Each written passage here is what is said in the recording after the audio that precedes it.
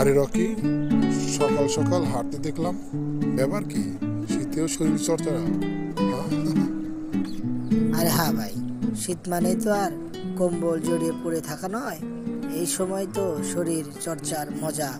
ঠান্ডা হাওয়া আর fresh morning দৌড়ানোর জন্য পারফেক্ট। তুই দৌড়াস আর আমি কম্বলের ভিতরে গুটিসুটি হয়ে শুয়ে থাকি। শীতের সকালে বিছানার মায়া ত্যাগ করা যায় নাকি? হ্যাঁ, এর জন্যই তো তোরা এই মজাটা মিস করিস। সকালে দৌড়ালে একদিকে যেমন গা গরম হয়, অন্যদিকে মনটাও ফুরফুরে থাকে। ঠিক আছে, একদিন তোকে সঙ্গ দিতে পারি, তবে একটা শর্ত, তুই আমাকে শীতের মোটা মাফলার কিনে দিবি। আমি তোকে মাপলা কিনে দিব? আমি তোকে বরং এক কাপ চা খাওয়াবো, তাতেই শরীর গরম হবে।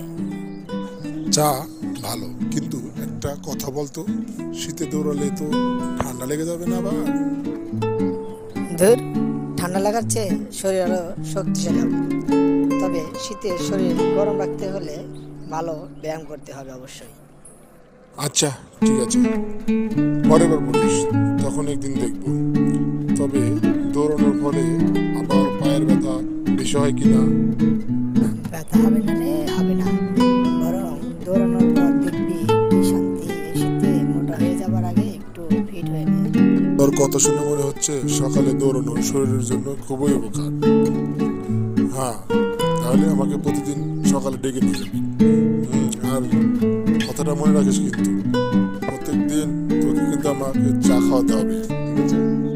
ঠিক আছে, চা আমার দায়িত্ব, আর তোকে শরীর চর্চা নিয়ে যাও আমার মিশন। মিশন তুই শুরু কর, আমি প্রস্তুত। কিন্তু দৌড়ানো শেষে যদি পিঠা খাওয়া যায় তাহলে মিশন সফল। পিঠাও ঠিক আছে, ইনশাল্লাহ আগামীকাল থেকে শুরু করব। শীতের সকালটা জমিয়ে ফেলবো।